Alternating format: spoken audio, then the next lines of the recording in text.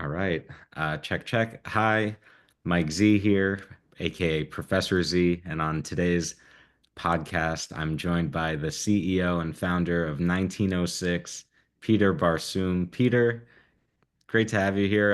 It's been several years since we've connected and chatted, and I'm looking forward to the conversation because you've experienced a lot of growth in those years. And now, it's funny here in New York, I run into people all the time, and I'm always asking people, what products do you like? What are you buying? What's selling in the stores? And 1906 comes up a lot. So I'm always like, hey, I know that guy. Great. But it's just been really cool to see the growth and success.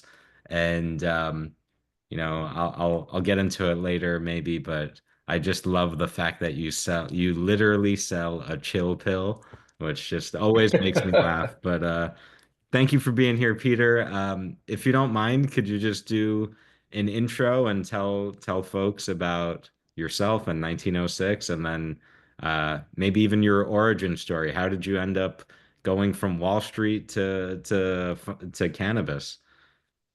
Yeah, absolutely. Well, Mike, great to see you. Happy to be back on the show and giving an update on where we've been at 1906. To give you a little bit of background, we started the company 10 years ago. It's amazing to see how much has changed over the last 10 years. But we started the company because we believe that cannabis is one of the most amazing plant medicines. And that for a lot of people, cannabis is not just about smoking or about getting high. It's about an alternative to alcohol and pharmaceuticals and how to manage the demands of daily life. And that's the big gap that 1906 fills, is for those people who are looking to use cannabis in a functional way to enhance their, daily life. That's where 1906 fits in. Awesome, man. I love that. It's certainly medicine first, medicine for thousands of years. And I saw a stat that something like 80%, close to 80% of so-called adult use consumers are actually using cannabis for some kind of therapeutic or wellness or health benefit. So whether they realize it or not, most people are really using the plant for that functional outcome like you described. So Peter, tell me a little bit about, you know, why'd you get into this space now 10 years ago? That's first of all, congratulations to even make it this far and to still be doing it and still be growing and advancing 10 years in is, no small feat. So congratulations to you and your team. What made you make that transition from, a career on Wall Street where you're working at some of the top firms in corporate America to, the Wild West of the cannabis industry? Yeah, who would have thought? It definitely didn't get into it for the money, that's for sure.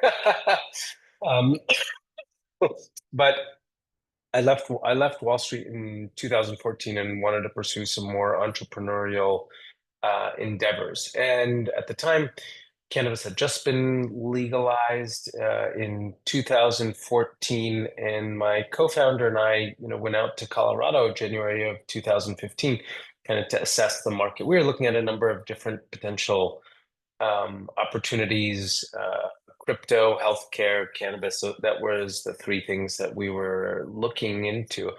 And when we got to Colorado in January of 2015, what we saw was amazing. Like, to be able to see legal dispensaries where you can actually buy cannabis and not feel like you're committing a crime.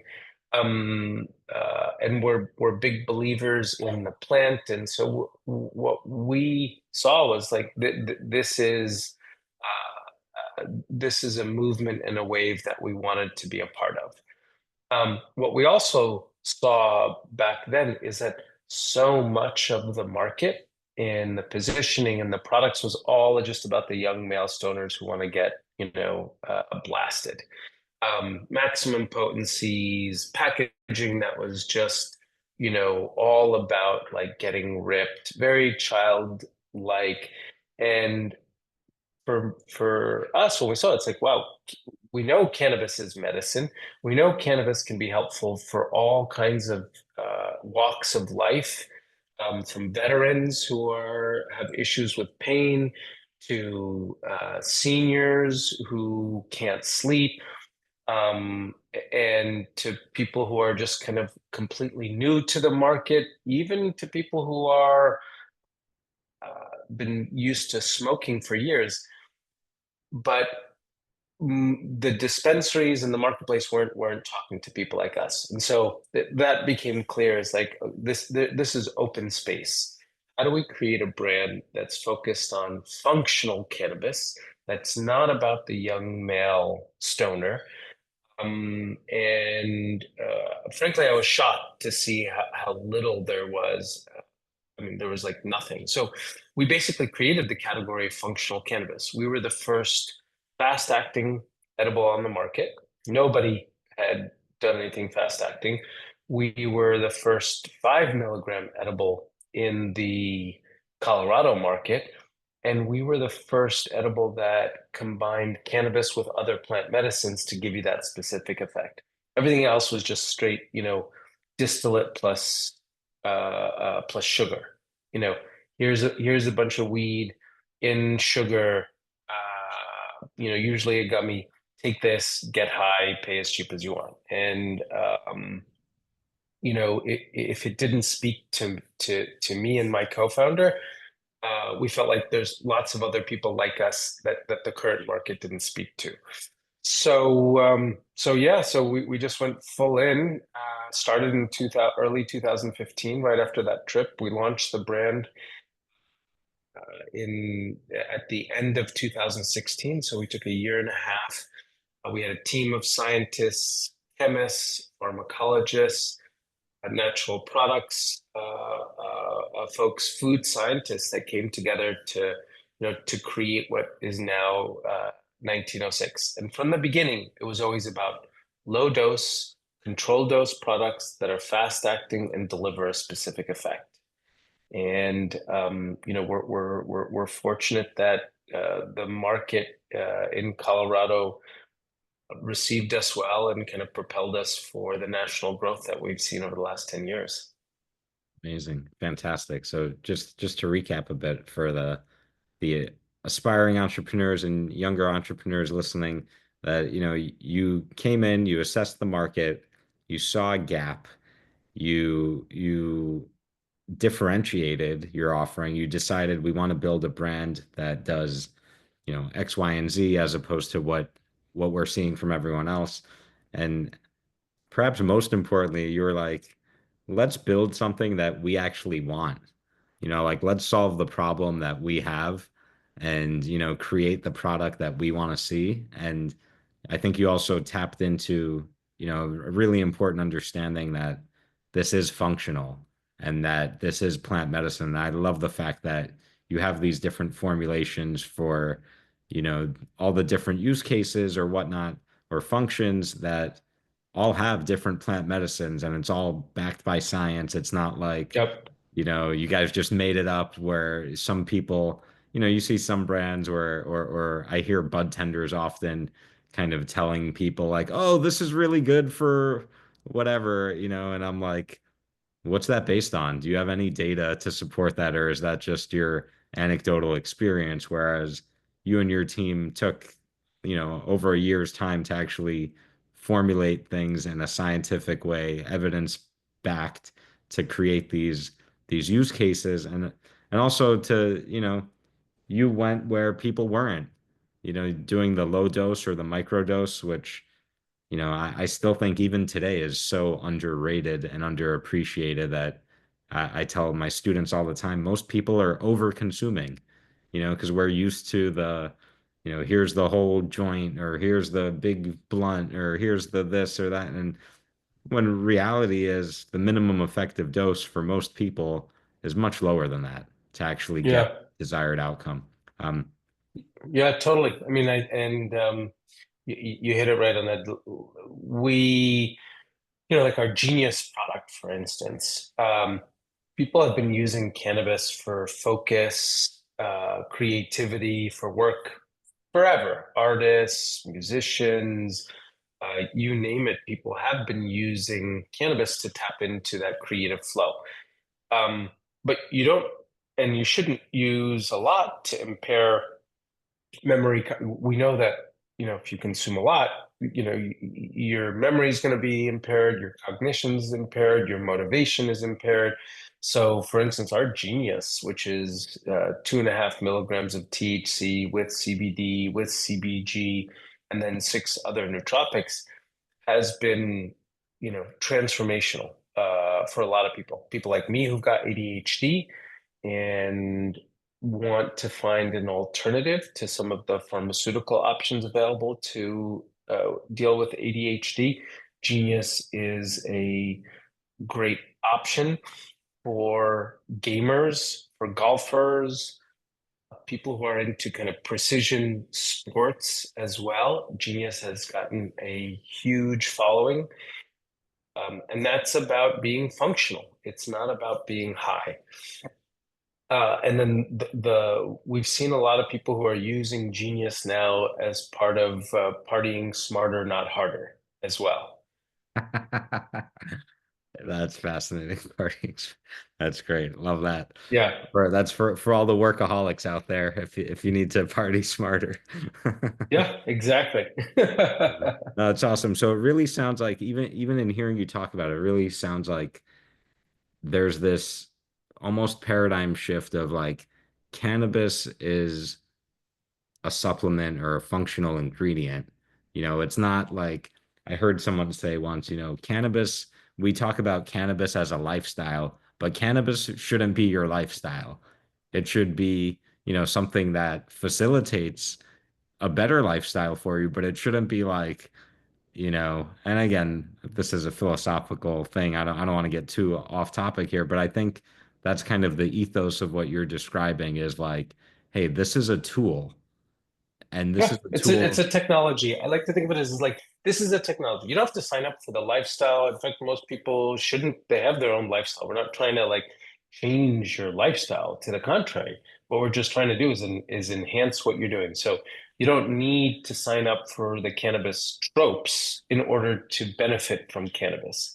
And I think that's been a challenge in this market where many dispensaries and staff and others in the industry are a little too focused on the lifestyle, right? And it's like, nope, I have knee pain. My mom, she has trouble sleeping. She uses sleep almost every day. I don't need her to start growing her hair out and getting dregs and like, for her to benefit from cannabis. And you know, so there is a role and a place for that, but for most people, this is medicine. Yeah, And what we're trying to do is bring cannabis as medicine in a format for people to make it accessible, safe, easy to understand, and effective. absolutely. And I think you've done a great job of that so far. And I want to really just touch on one thing because I want to commend you for saying this because I feel like sometimes industry people don't really want to talk about it, but I think it's so important to recognize that, yeah, like there are harmful or negative side effects to cannabis consumption. You Oh, know, yeah. it's not risk-free. It does impact your memory and motivation and if you misuse or abuse it, it certainly can have other harmful or negative impacts.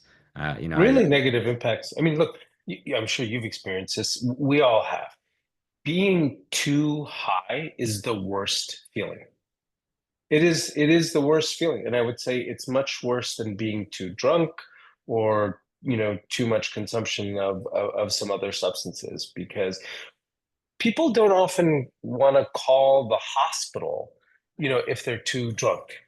Right, They right. just you just pass out, right? Or if you take too many mushrooms, you don't find yourself like calling the hospital and going in. But what we do find is when people are too high, they're going into the emergency room, and they're why is that? Not because we have some medical intervention that could make you feel better. It's because they're scared out of their mind.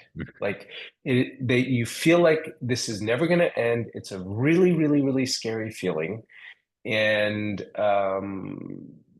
that, and unfortunately, what that does is also sometimes turns people off forever. It's kind of like drinking too much tequila in college. People then swear off tequila, afterward, right?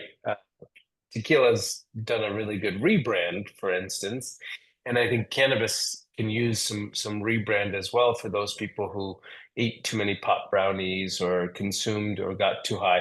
And part of the problem is the industry, is that in the industry's push to higher and higher potency and dosages, which nobody's asking for, right? Mm, Nobody's asking for. How many consumers really walk in and be like, I really need more? Or how many people need really higher THC flower? Like, why? Because are you trying to save on how many puffs you're taking? Like, it's gonna get you high. Maybe right, it right, takes 3 puffs or 4 puffs. Why do you need to have like 1 puff will send you to the moon? So right. I think we as an industry have done a big disservice to consumers and others by making this shit way too potent and scaring a lot of people off, sending them into the hospital, uh, and making the products not as accessible as they should be. Mm, that's very interesting. Yeah, no, I think that's true. And I think, it's part of the growing pains and it'll, over time, will correct itself. And, there's still a lot of especially the newer consumers or returning consumers, there's still that big learning curve of, what's a cannabinoid? What's a Yeah. endocannabinoid system? What, like this is for most people still kind of brand new stuff. So, I want to shift gears though, Peter. I want to ask you, you mentioned before we started recording, you just got back from South by Southwest, where you had a big and exciting product launch. Tell us about that. I want to hear about the product and how it was received and, your experience at South by Southwest and all that good stuff. Yeah. Had a great time in Austin. We introduced our new beverage product, which is called Off Duty. And what we've seen. So first, let's take a step back, right? There are three fully legal psychoactive substances: caffeine, alcohol, and nicotine. Right? Those are the three kind of legal psychoactive substances.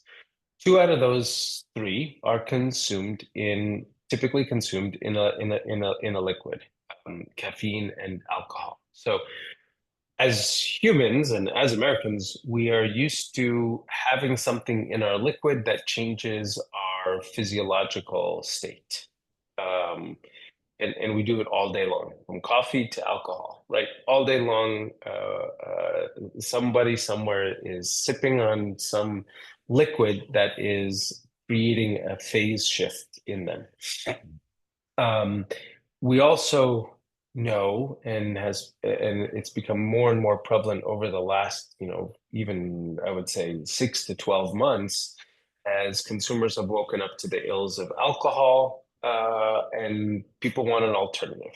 Now, mocktails are great, but they fail to do what a lot of people want from a liquid, particularly in social drinking, which is I want to feel relaxed, I want to feel less inhibited, so on and so forth. So, pure non-alcoholic beers or non-alcoholic mocktails don't solve the problem. Yet they work for those people who just want to stay, 100% sober, and bless you, that's great. But for the vast majority of the market, they either want to cut their alcohol and replace it with something else, or they want to just reduce their alcohol consumption, right? Mm, And maybe it doesn't go to zero, but yeah, you reduce it. So that is the consumer phenomena that we're seeing everywhere. And it's particularly pronounced among Gen Z and even among older population as well. So we got these very interesting sort of what we call a two-tailed effect. Younger Gen Z and older are really interested in something different than alcohol. So we've seen in the last year and a half a proliferation of THC beverages. Uh, and I would say, 98% of them come in a can, flavored seltzer water, often full of sugar as well. And it's great to see that the market has expanded and consumers are open to canned beverages as well and replacing their beer or White Claw with it. The issue is like, what happens if I don't want to drink a canned seltzer? Or what happens if I'm out at a dinner party or I'm out at an event? And the problem is, I may not have a can with me. I may not want to advertise to the world that I'm drinking Mm. a cannabis beverage. I may not, that may not be the right dosage for me that comes in that can, so on and so forth. So, what do I do? Well, up until now, you were kind of shit out of luck. And that's where off duty comes in. Off duty is a revolutionary, innovative new product.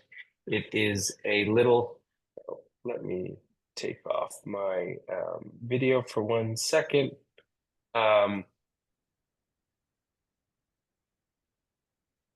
And it comes in a little 3 milliliter sachet Oh, well. that is a liquid in there.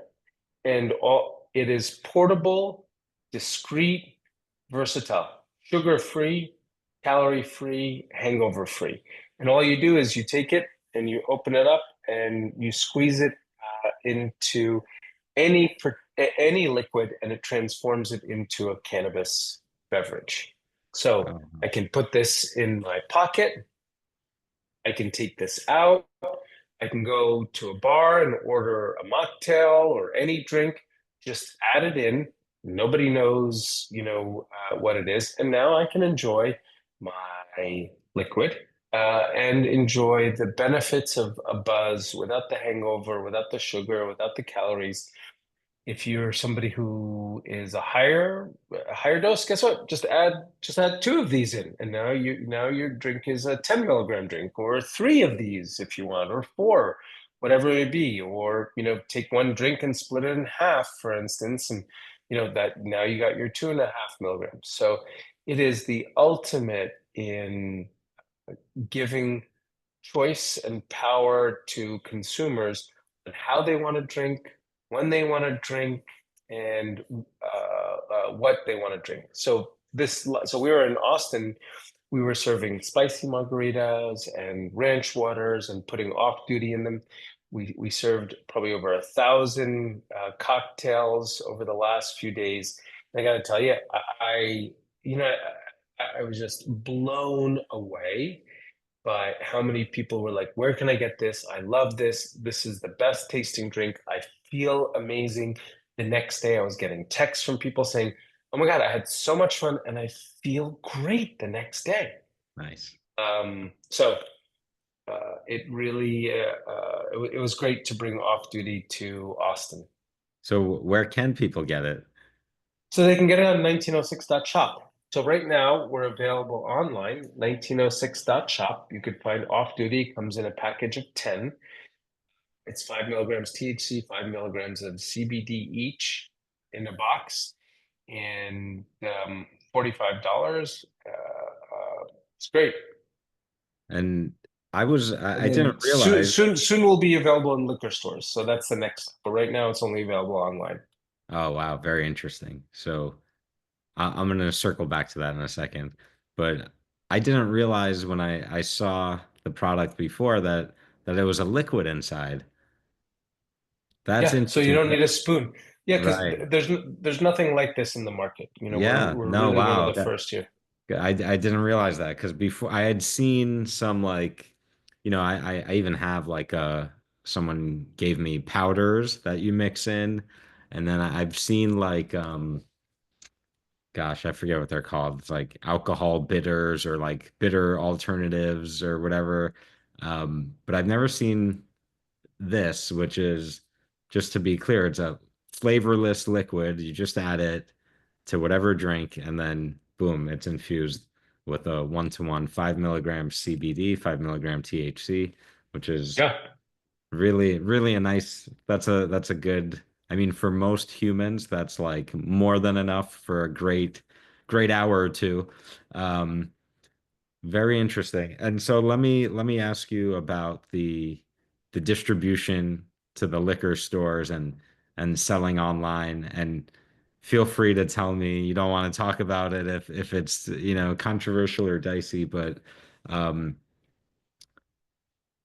how are you, given that it has, 5 mg THC, how are you doing the, I don't even know if I want to ask it because I know the answer. You just do it, right? Like you just, No, it's totally legal. It's yeah, 100% federally legal. So this is everything we're doing here. This is hemp derived. I see. Um, Okay, there we go. Right. And just to remind your, your audience, everything we do is pure, natural Delta 9 THC. It Mhm. is exactly the same molecule. Um, it just, in one case, it's derived from hemp. In another case, it's derived from marijuana. Think of it as like caffeine. You can get caffeine from guarana. You can get caffeine from a coffee bean. It Mhm. is identical. You cannot tell the difference. Your body can't tell the difference, and every single molecular test can't tell the difference. Why? Because it's the same molecule. Right. Right. It's the same thing. Yeah. And literally, if you send this to a lab, they can't tell. And if you ask somebody to try something that's a distillate versus, hemp derived, you can't tell. Right. Um, Right. so All right. that's That what makes sense. gives it, yeah, that's what allows us to be able to offer this nationwide Got it. as, Okay. as a That hemp-derived beverage. Yep. got it. And what's That's what I what's wasn't sure. amazing, Michael, is that you have I went to visit Total Wine and Specs liquor stores in Austin, and the people there who work there were telling me the THC beverages, they can't keep them on the shelf. It's exploding. Yeah. It's their most fastest growing category right now.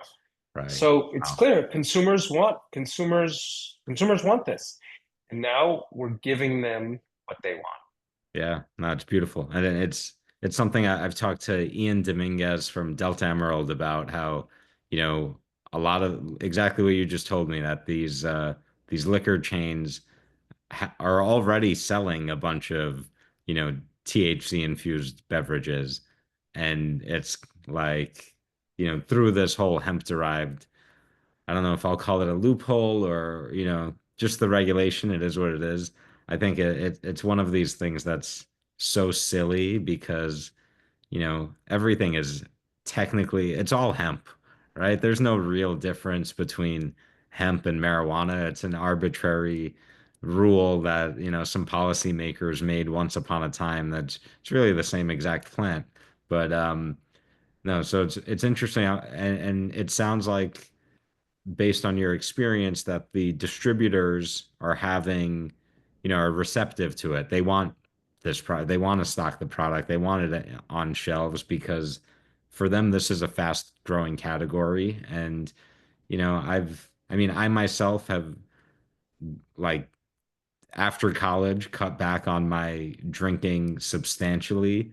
And I'm one of these millennials that, like, pretty much avoids alcohol, save for like some special occasions. I'll have maybe one drink, but the trend is only growing that, now it's close to 40% of Gen Z and millennials say they want to abstain from alcohol completely. And, Gen Z and millennials are some of the biggest cannabis consuming demographics there are. So totally makes sense to that the beverage space is just exploding. Um, Let me ask you this, Peter, because I suspect that, all right, let me take a step back. So th this product, Off Duty, tell me what you can. about the formulation. And specifically, what I'm curious about is, all your other products have this very, you know, functional intended use case, whether it's sleep or genius or love or whatever other varieties you have. Is this product formulated for any particular use case? And if not, is there, is part of the roadmap potentially to eventually differentiate and have, here's a beverage for socializing, here's a beverage for Yep. recovery, here's a beverage for, you know, caffeine substitute, for example. Is that, and again, I don't want to reveal too much if this is, No, no, that's great. No, inappropriate, we're happy. We're happy to share. So, this is Off Duty is a limited edition product that we launched. And the experience of Off Duty is, as the name suggests, this is when I want to take time off. Like, I'm done working, you know, everything that we do at 1906 is very intentional, very focused. And Off Duty takes that same intentionality to be like, sometimes you just want an off switch. It's not always about performance. It's not always about being quote unquote better or doing more. Sometimes, like, you know what? I just want to enjoy, relax. So this is really about giving you an off switch in your pocket. Um, mm, we're going to be launching Bliss Chill and Go mm, in an easy snaps, in this sachet format this summer. And so that will give people like an energy drink alternative. Bliss is great for socializing, for mood enhancement. Chill is great for taking the edge off. But for now, Off Duty is a limited edition, and as the name suggests, that's the experience. I'm off the clock. nice. Got it. Love it. All right. That means that I need to go grab it while I can. And for the listeners, you need to go make that order online while you can. Because it's a limited, which I love that too, because I think you got to have some of that exclusivity for a cannabis product because Yep. we're always looking for the new thing, and we all I won't speak for everyone, but I believe that for cannabis consumers over the years, especially the legacy consumers, we're so conditioned to seek novelty. It was always, what's the new flavor? Yep. What's the new variety? What's the new whatever? Because we didn't have that consistency. We couldn't go into the store and have, oh, I really like this one. I want this one.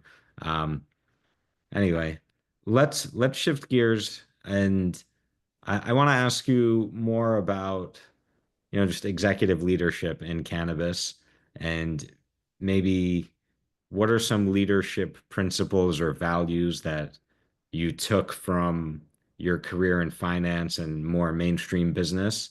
And then similarly, on the other side, what, if anything, did you have to unlearn in order to succeed and thrive in the cannabis industry?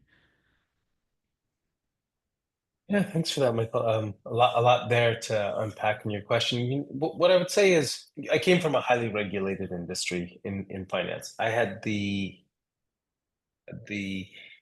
SEC and the CFTC, basically outside my door, kind of all the time.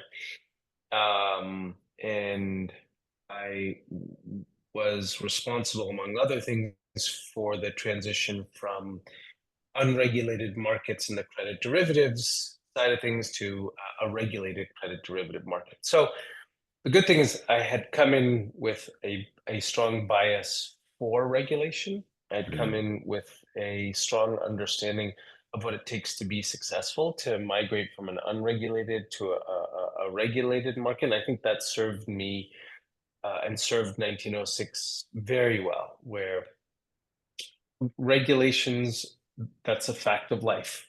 mm, And so it's really about how do we comply with those regulations? How do we identify opportunities with those regulations? And how do we work with regulators in order to promote the market. And I think that's where a lot of the industry was also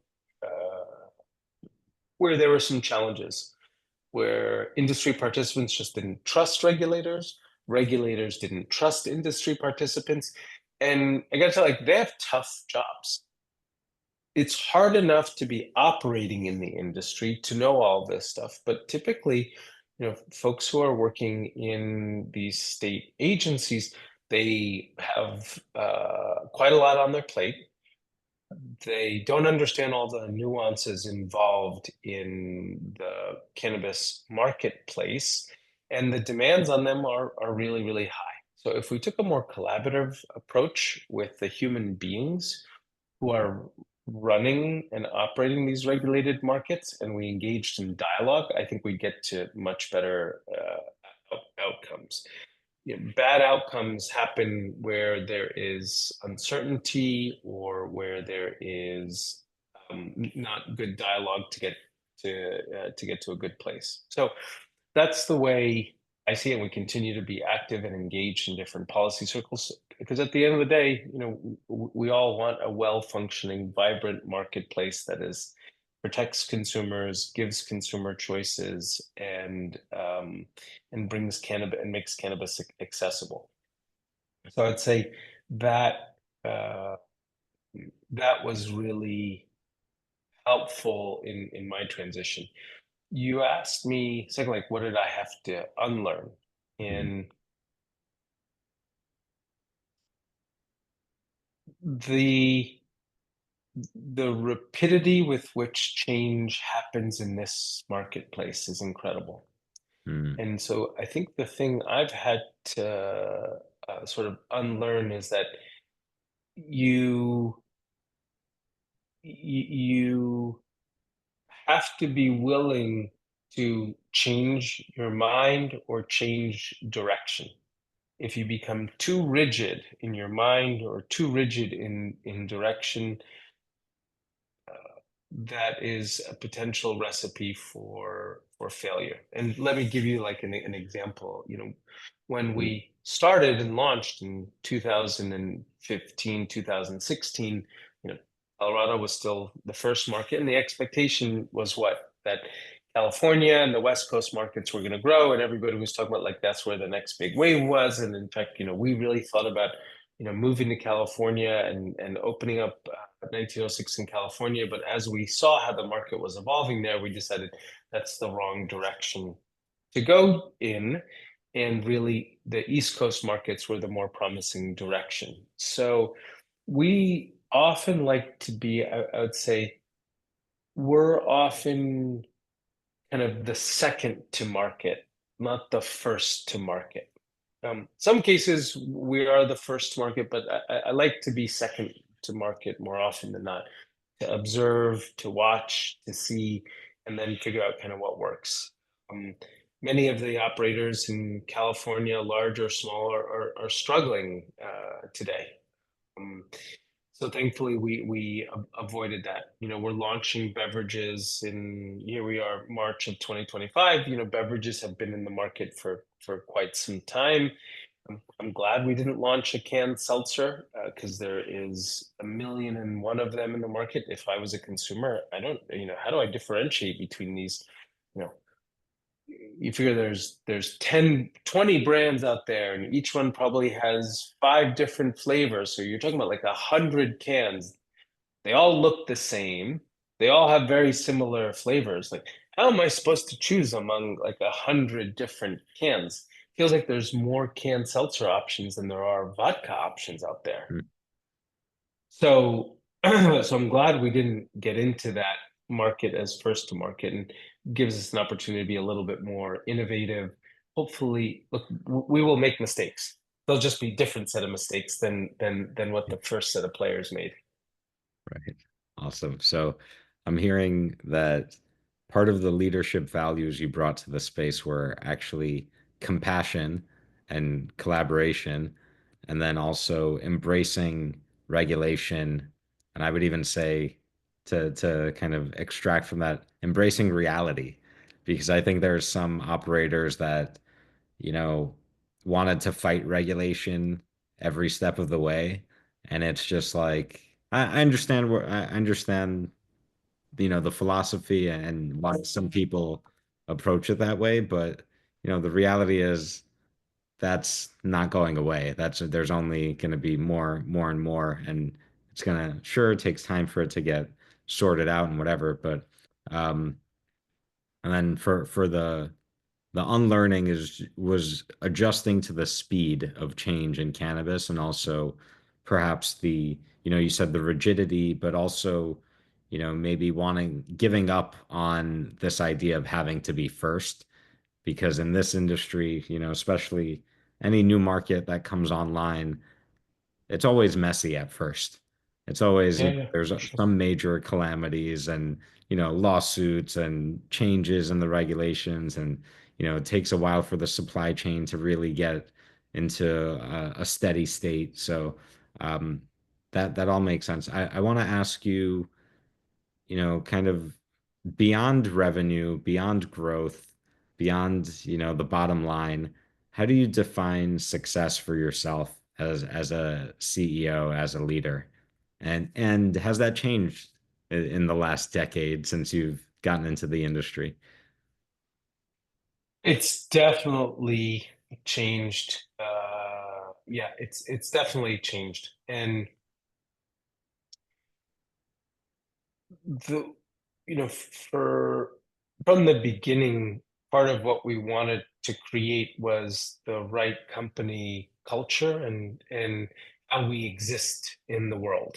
That to me was very important, both internally and externally.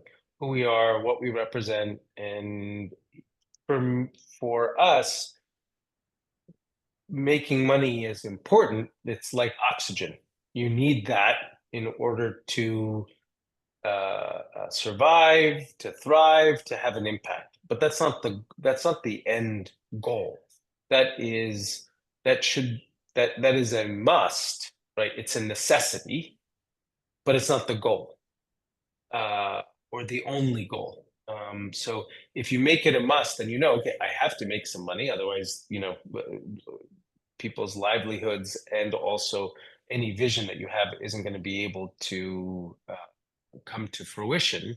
But if you stick to what kind of the mission is, and you do it well with excellence, then money should be the necessary byproduct of that. And um, that's been a valuable lesson coming out of finance. And um, I think the thing that also kind of keeps us going every day is the impact that we're having. The stories, when I was out in Austin last week and we're making uh, spicy margaritas and ranch waters for folks in Texas and in Austin, and people are telling us like, "Wow, this is one of the best spicy margaritas I've had," and without any tequila or without any mezcal. Like that's rewarding. Hmm. When we launched our pain gummies at the end of last year, and to hear the stories about people who have reduced their usage of opioids or who are now living pain free or getting the best sleep of their night. Like that's why we're doing what we're doing. Hmm. Awesome. So it goes back to that wellness. And I remember last time we talked, if I'm remembering correctly, on the topic of company culture, you shared with me that you guys do offsites regularly just to make sure that the team is, kind of has the wellness and camaraderie, and it's not just here we are selling this vision or promise of wellness, but it's actually let's make sure we're taking care of the people that we're building with and working with as well. Am I remembering that correctly, Peter? Yeah. All right. Yeah, Okay. we haven't, to be fair, we haven't done an offsite in a while as our team is more geographically dispersed. But thank you for reminding me of that, because that is something that we've fallen short of in the last few years, and we need to do that again. So thank you for that reminder. All right. I'll wait for my invite. No, I'm just kidding. Um, um, let me ask you this. In terms of, again, being the leader, being the CEO, and thinking, let's think 10 years out. Now you're celebrating 10 years this year. Um, I'm curious, kind of two part question here. I'm curious when you're thinking about the longer term vision for the company, how far out are you thinking? Is that a 5 year, 10 year? I'm just curious kind of how you approach that. And then secondly, maybe more general, where do you see the industry in 10 years? Or how do you see things evolving a decade from now? And I can share, my 2 cents for what it's worth is I think 10 years from now we'll be probably in the early stages of federal legalization. That's my estimate. And we'll certainly see in the next decade, a lot of growth in the international markets. Yep. Um, but that's just my 2 cents. Curious to hear how you approach, thinking about the long term and planning for that. You know, we like to do kind of planning in two ways. One is thinking out 10 years, and I would say, beyond. And then the other is I would say kind of our planning is more short-term focused, like because when you're walking a tightrope, like which this industry often is, the most important step you have to take is the next step. Mhm. Um, Love that. Yeah. so, when I think about 10 years out, and I think about the industry, first off, my perspective is I don't think about the industry as the cannabis industry. I think about the industry as kind of the industry of mental health and wellness. So 10 years out from now, here's mushrooms and other psychedelic substances will be more widely available in one way, shape, or form. I can't tell you exactly if it's going to be. I mean, I don't know. None of us know whether it's FDA approved, whether it's decriminalization and state by state legalization. We'll have to wait and see. But what I would expect is that there'd be significant more significant consumer adoption of psychedelic substances and their